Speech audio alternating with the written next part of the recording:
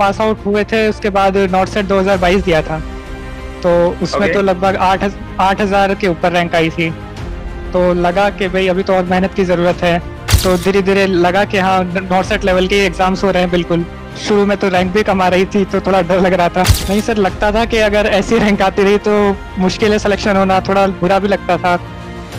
लेकिन फिर उसके बाद ये लगता था कि नहीं, अब नेक्स्ट टेस्ट में और अच्छा करेंगे। बाकी ज़्यादा टफ तो नहीं था क्योंकि इतनी प्रैक्टिस हो चुकी थी और टाइम मैनेजमेंट सबसे इम्पोर्टेंट था। मैंने तो एग्जाम हॉल से बाहर जब बात की थी बाकी स्टूडेंट से, मोस्टली ने तो यही कहा था 200 क्वेश्चन भी नहीं देख पाए।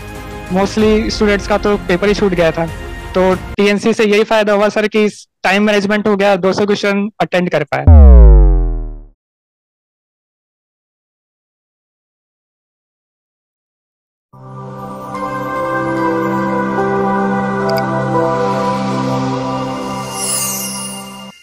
नमस्कार, एक बार फिर से आप सभी साथियों का हार्दिक स्वागत, अभिनंदन टीएनसी के इस ऑनलाइन प्लेटफॉर्म में। और आज हमारे साथी बहुत ही शानदार रैंकर्स और उनसे जानने वाले हैं उनके संघर्ष की कहानी। लगातार संघर्ष की कहानी का सिलसिला जारी है और इस संघर्ष की कहानी में एक कहानी और आने वाली है जो कि है हरीश महावर जी की, जिन्होंने अचीव किया है रैंक 183।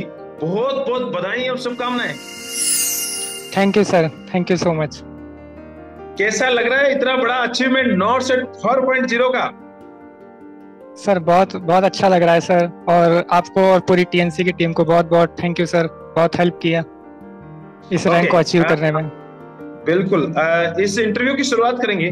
आज आपसे बहुत सारे क्वेश्चंस जानने की कोशिश करेंगे और उस कोशिश में हम इतने सारे क्वेश्चंस, बच्चों के क्वेश्चंस जो अमूमन आपसे निकलवाने की कोशिश करेंगे कि बच्चे के मन में अभी क्या चल रहा है, और एक वो टॉपर से बहुत कुछ पूछना चाहते हैं, वो सारे क्वेश्चंस आपसे करने वाले हैं। तो इस इंटरव्यू की शुरुआत करने वाले हैं आपके अपने इंट्रोडक्शन से।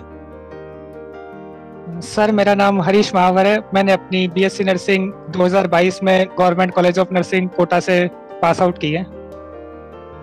ओके, जी-कॉन कोटा के बच्चे हैं और मैं जी-कॉन को तो मेरे दिल के बहुत ही करीब है, और वहां से हर बार रैंकर्स निकलते हैं और जी-कॉन के सारे बच्चे टीएनसी के बिल्कुल पास में रहते हैं क्योंकि टीएनसी से उनका दिल से लगाव है। बहुत ही अच्छी बात है।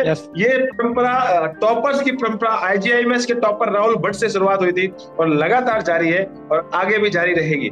बहुत ही अच्छी बात है। और आपके सीनियर्स ने आपको रेफर किया था कि भैया हाँ, यहाँ पर टीएनसी के साथ जुड़िए और आपको बहुत सारी अच्छी सफलता मिलने वाली है। तो मैं बात करूंगा कि जब आप जी-कॉन कोटा के अंदर पढ़ाई कर रहे थे तो कब से आपको पता लग गया कि हाँ अब नॉर्थ सेट की तैयारी शुरू कर दी जाए? सर जब लगभग थर्ड ईयर में थे तो लॉकडाउन हो गया था, तो सब घर पे ही थे, तो पता चला था सीनियर से भी टीएनसी के बारे में। तो पहले फ्री टेस्ट ट्राई किए थे देके, तो लगा कि हाँ नॉर्थ सेट लेवल का ही है। ओके, सब शुरुआत, सारे बच्चे शुरुआत फ्री से ही करते हैं। हाँ सर। चलो बहुत ही अच्छी बात है, आपने शुरुआत वहां से की। और मैं आपसे पूछना चाहूंगा कि आप अपनी पूरी जर्नी बताएं, जब आप पास आउट हुए और आज तक के आज जो आप सफल हुए हैं और आप मेरे सामने जब इंटरव्यू दे रहे हैं, उसके बीच में क्या क्या हुआ, वो सारी जर्नी आप बताएं।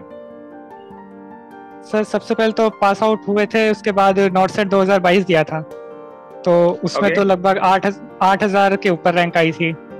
तो लगा कि भाई अभी तो और मेहनत की ज़रूरत है। फिर उस टाइम कोचिंग भी चल रही थी, तो टीएनसी के बारे में पता चला था। फिर प्लान परचेज किया 6 मंथ वाला, तो धीरे धीरे लगा कि हाँ नॉर्थ सेट लेवल के एग्जाम्स हो रहे हैं। बिल्कुल शुरू में तो रैंक भी कमा रही थी, तो थोड़ा डर लग रहा था।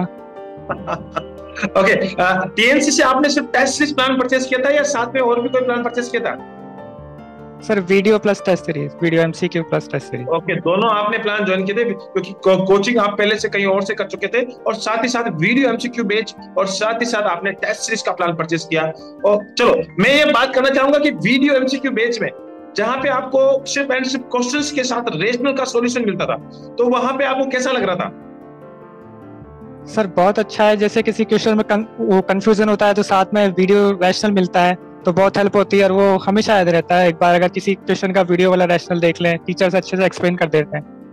ओके गुड, डीप एनालिसिस होता था और डीप एनालिसिस के साथ वो मेमोरी में हमेशा सेव रहता है। और इंडिया के नंबर 1, मैं पहली बार बताऊंगा, वीडियो रैशनल के साथ हम लगातार आपको सॉल्यूशन दे रहे हैं। बहुत ही अच्छी बात है। नेक्स्ट हम बात करेंगे कि जब आप एग्जाम दे रहे थे, धीरे धीरे आपकी रैंक, तो आप बता रहे कि सबसे पहले एग्जाम दिया और सबसे लास्ट में आपकी रैंक आई, तो धीरे धीरे सुधार आना शुरू हुआ? हाँ सर, धीरे धीरे जैसे जैसे टेस्ट देते गए वैसे वैसे इम्प्रूवमेंट हुआ सर। Okay, very good. धीरे धीरे आपके सुधार आने लगे और अच्छी रैंक आने लगी थी। कभी ऐसी फीलिंग आई थी कि यार एग्जाम में, आज टीएनसी के एग्जाम में रैंक आई है और सबसे पीछे में आ गई है, तो कैसी फीलिंग आती थी?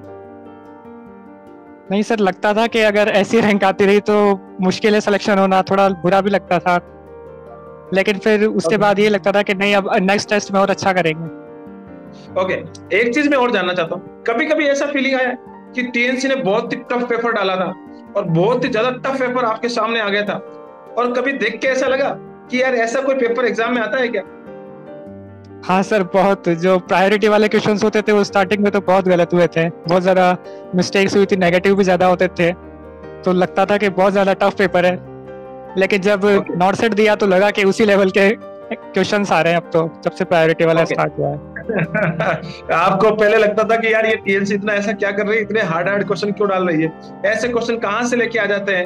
और लेकिन जब एग्जाम हॉल में गए तो आपको लगा कि हाँ, जो हमारे लिए पहले किया गया था वो अब बेनिफिट है।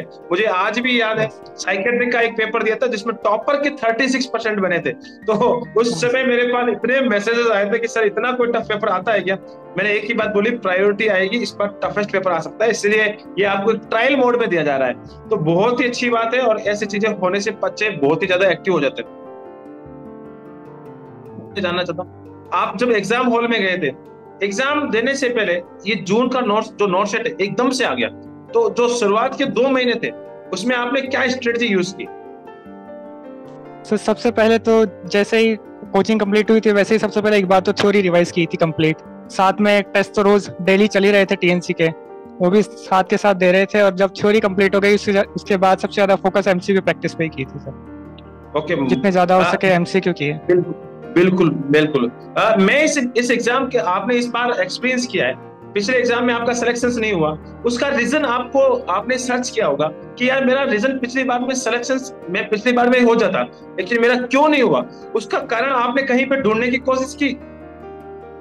यस सर, सबसे मेन कारण तो यही पता चला कि भाई प्रैक्टिस में कमी है, एमसीक्यू की प्रैक्टिस नहीं हुई अभी अच्छे से, इसीलिए रह गए sir last year. Okay, MCQ की अच्छे से प्रैक्टिस नहीं होती है, और एक अच्छे एमसीक्यू की प्रैक्टिस करना, साथ ही साथ अच्छे टीम के साथ प्रैक्टिस करना बहुत ही ज्यादा इंपॉर्टेंट है। वैसे तो एमसीक्यू बहुत सारे मार्केट में बहुत सारे अवेलेबल है, लेकिन एक एक्सपर्ट्स की टीम के साथ कंटिन्यूसली चलना बहुत ही बड़ी चीज होती है। मैं एक चीज और भी जानना चाहता हूँ, कभी और भी कोई जैसे होता है ना, आप जैसे होता है एक ट्रायल कर लेते हैं, कहीं और भी टेस्ट सीरीज दे लेते थे, टीएनसी के साथ रोजाना दे रहे थे, तो क्या डिफरेंस नजर आ रहा था कि भाई पेपर का लेवल कैसे सेटअप किया जा रहा है? वो सारी चीजें एक बार एक्सप्लेन करेंगे? यस सर, सबसे मेन डिफरेंस तो ये था, सबसे अपडेटेड नॉलेज देते हैं टीएनसी में, सबसे अपडेटेड कंटेंट मिलता है। और उसके अलावा सर बिल्कुल नॉट सेट पैटर्न पे ही पेपर डिजाइन किया जाता है, सबका मिक्सचर, शॉर्ट वन लाइनर भी, प्रायोरिटी बेस्ड भी, लॉन्ग क्वेश्चंस भी, सबका मिक्सचर मिलता है, तो टाइम मैनेजमेंट में बहुत ज्यादा हेल्प होती है। बिल्कुल बिल्कुल सही बात है। पेपर बनाना कोई बड़ी बात नहीं है, पेपर तो बहुत सारे लोग बना सकते हैं, लेकिन एक नपा तुला और बहुत ही सारा अपडेटिंग, उसमें बहुत सारी मेहनत को उसमें सिंचाया जाता है, तब बच्चे का दिमाग वहां पे एक देखा जाता है। एक और सबसे बड़ी बात, नॉट सेट का एग्जामिनर क्या सोच के पेपर बनाएगा, उस लेवल का पेपर बनाने के लिए पूरी की पूरी टीएनसी की टीम मेहनत करती है, और उसी से बड़ा फायदा निकल के आता है, और उसी का रिजल्ट आप सभी के सामने है। मैं ये जानना चाहता हूँ कि एग्जाम हॉल में जब आप एग्जाम दे रहे थे, एग्जाम का समय सुबह था और लगातार सुबह एग्जाम देने बैठ गए, जब एग्जाम दे रहे थे तो ऐसा कहीं फीलिंग आया कि यार पेपर ज्यादा टफ आ गया, टीएनसी की तरह ही चल रहा है, रोजाना जैसे एग्जाम दे रहे हैं वैसे ही चल रहा है, क्या फीलिंग रही वहां पे? सर सबसे पहले तो आपने बोला था कि जिस शिफ्ट में, इस बार तो एक ही शिफ्ट में था, तो आपने बोला था जो भी एग्जाम का टाइमिंग है उसी टाइम पे टीएनसी का एग्जाम देनी चाहिए, तो उसी टाइम पे एग्जाम देते थे, तो बिल्कुल सेम ऐसा लगा जैसे टीएनसी का एग्जाम दे रहे हो। ओके, बिल्कुल। मैंने ये पहले ही बता दिया था कि एक बायोलॉजिकल क्लॉक को सेट करना होगा। पहले ये था कि इस एग्जाम जो जून से पहले लगा था कि दो शिफ्ट में एग्जाम होगा, तो मेरा दोनों बोलना कि पहले सुबह वाला एग्जाम दो, फिर शाम वाला एग्जाम दो, उसी टाइम पे देने की कोशिश करो जिससे आपका माइंड एकदम सेटअप हो जाए। तो फिर बोला, बच्चों ने स्पेशली मॉर्निंग वाला टाइम बहुत ज्यादा बच्चे चूज करते हैं, और भगवान की दया से इस बार एक ही शिफ्ट थी, तो सारे बच्चों की जो फिक्स टाइम होता है उसी हिसाब से एग्जाम दे रहे, तो बहुत ही अच्छा आसान सा एग्जाम लग रहा था। एग्जाम देने के बाद सारे बच्चे बाहर आते हैं, और मैं भी उस समय वहां एग्जाम हॉल के बाहर गया था कि बच्चों के थोड़े रिएक्शन देखे जाए, कि चेहरा देख के पता लगा ले जाए कि कैसा पेपर होता है। तो उस दिन बच्चों के ऐसी बाहर आते ही सबसे पहले तो ऐसा लग रहा था कि यार अंदर में पता नहीं क्या आ गया। सब सारे बच्चे जो एक ही वर्ड, क्योंकि शुरुआत वहां से होती थी ना, एक बच्चा दूसरे बच्चे को बोलता है, दूसरा तीसरे को बोलता है, अरे सर इतना हार्ड पेपर आ गया, इतना हार्ड पेपर आ गया, इतना हार्ड पेपर। क्या ये आपको भी लगा था पेपर देने के बाद कि यार कुछ ज्यादा तो हार्ड नहीं आ गया? सर थोड़ा बहुत लगा था, बाकी ज्यादा टफ तो नहीं था क्योंकि इतनी प्रैक्टिस हो चुकी थी और टाइम मैनेजमेंट सबसे इम्पोर्टेंट था। मैंने तो एग्जाम हॉल से बाहर जब बात की थी बाकी स्टूडेंट से, मोस्टली ने तो ये कहा था 200 क्वेश्चन भी नहीं देख पाए, मोस्टली स्टूडेंट्स का तो पेपर ही छूट गया था। तो टीएनसी से यही फायदा हुआ सर कि टाइम मैनेजमेंट हो गया, 200 क्वेश्चन अटेंड कर पाए। ओके, बिल्कुल सही बात है। टाइम मैनेजमेंट हो गया, अपडेट नॉलेज मिल गया, लगातार प्रैक्टिस मिल गई, अच्छे अच्छे क्वेश्चंस मिल जाते हैं, सेम टू सेम क्वेश्चंस मिल जाते हैं। और सोचोगा या मैंने तो 200 क्वेश्चन अटेंड कर लिए, ये एक बार मोटिवेशन साथ में आया होगा कि बहुत बच्चे, कुछ बच्चे तो ऐसे बोले 130 भी नहीं कर पाया, क्योंकि वो प्रैक्टिस नहीं होती है। प्रैक्टिस के बिना सब कुछ अधूरा होता है, और प्रैक्टिस से भी ज्यादा इंपॉर्टेंट होता है कंटेंट भी साथ साथ बहुत इंपॉर्टेंट रहती है, इंपॉर्टेंट वैल्यू रखता है। तो ये बहुत ही सारी चीजें आपने बताई। ऐसा लग रहा था कि इस बार इतनी अच्छी रैंक 183 आ जाएगी? नहीं सर, रिजल्ट से पहले तो आइडिया नहीं था, रिजल्ट आया तब भी 2-3 बार चेक किया था सर कि मेरा ही है ना, विश्वास नहीं हुआ था पहले तो। बिल्कुल, भरोसा तो खुद पे होता ही नहीं है कि भैया यार कहीं ऐसा तो नहीं है कि हमको ऐसे ही लग रहा है कि 183 रैंक आ गई है, एक बार फिर से चेक, क्रॉस चेक किया जाए। ओके, तो रिजल्ट आया और सबसे पहला फोन कहाँ पे लगा मिलाया? सबसे पहला तो सर घर वालों को बताया था सबसे पहले तो। ओके, घर वालों को सबसे पहले इन्फॉर्मेशन गई कि हाँ जी बिल्कुल अब की बार हमने विजय प्राप्त कर ली है, और इस बार बहुत ही अच्छी बात है। चलो, बहुत ही अच्छी बात है और बहुत ही अच्छा आपने एक्सपीरियंस लिया है। अभी कौन से एम्स का मन बना रहे हैं? सर या तो जोधपुर या फिर भोपाल, दो ही। ओके, चॉइस तो आपने फिल कर दी होगी, तो चॉइस के अकॉर्डिंग सबसे टॉप में कौन रहा है? सर जोधपुर। ओके, ये सबसे बड़ा मैं बोलूंगा कि भयंकर मुकाबला है ये। जोधपुर का मुकाबला समझ लो कि फाइनल का मुकाबला होता है। सारे मैच, दूसरे मैच चलते चलते फाइनल मुकाबला यही होता है कि अगर इसके अंदर आपको अचीवमेंट लेना है तो अच्छी रैंक लानी पड़ेगी।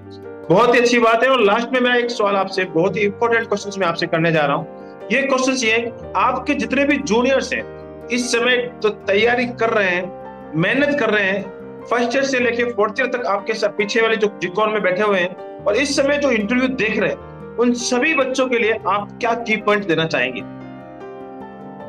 सबसे मेन तो ये, सबसे पहले तो खुद पे विश्वास रखें कि हो जाएगा, और उसके बाद थ्योरी तो सबसे पहले थ्योरी तो पढ़ लीजिए, उसके बाद जितने ज्यादा हो सके एमसीक्यू कीजिए सर, क्योंकि प्रैक्टिस ही काम आएगी। जितने ज्यादा एमसीक्यू निकाल सको उतने ज्यादा।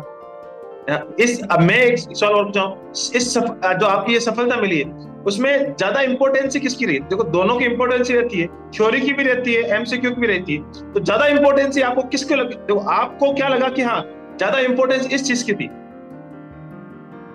सर क्योंकि इस साल लॉन्ग पेपर भी आया था, तो एमसीक्यू प्रैक्टिस ज्यादा काम आएगी इस साल। बिल्कुल बिल्कुल सही बात है। थ्योरी और एमसीक्यू दोनों इंपॉर्टेंट रखते हैं, लेकिन आपके लिए ज्यादा इंपॉर्टेंट वो थी कि वो अगर नहीं होती तो शायद आपका यहाँ पे सिलेक्शन नहीं होता, और वो होने की वजह से आपका सिलेक्शन हुआ है। तो इस इंटरव्यू को, सेशंस को आपने अटेंड किया, बहुत सारे सजेशंस आपने बच्चों को दिए, इसके लिए बहुत बहुत धन्यवाद। आप हमेशा अपना नाम, अपने माता पिता का नाम, और जिस संस्थान से आप पढ़े जीकॉन कोटा का नाम, और साथ ही साथ टीएनसी का नाम हमेशा रोशन करते रहे। जय हिंद, जय भारत, वंदे मातरम।